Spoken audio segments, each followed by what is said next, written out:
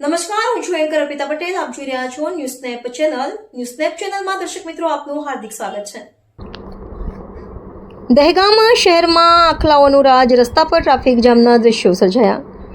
દહેગામ શહેરમાં વિવિધ વિસ્તારોમાં રખડતા પશુઓનો આતંક દિવસે ને દિવસે વધી રહ્યો છે. મુખ્ય રસ્તાઓ તેમજ બજાર વિસ્તારોમાં રખડતા પશુઓના ટોળા બેફામ ફરી રહ્યા હોવાથી વાહન ચાલકોને રાહદારીઓને ભારે હાલાકીનો સામનો કરવો પડી રહ્યો છે.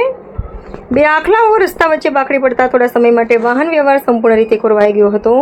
રસ્તા પર દોડાદોડ અને આખલાઓની અથડામણના કારણે લોકોમાં ભયનો માહોલ સર્જાયો હતો.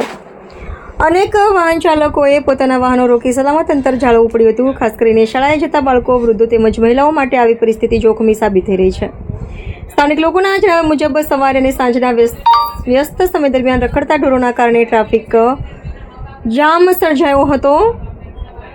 અનેક વખત રખડતા પશુઓ રસ્તા વચ્ચે બેસી જતા વાહનોની લાંબી કતારો લાગી જાય છે. કેટલાક વિસ્તારોમાં આખલાઓ વચ્ચે લડાઈ થતા લોકો જીવ બચાવવા દોડતા જોવા મળે છે. સ્થાનિકોમાં નગરપાલિકાની કામગીરી સામે ભારે રોષ જોવા મળી રહ્યો છે.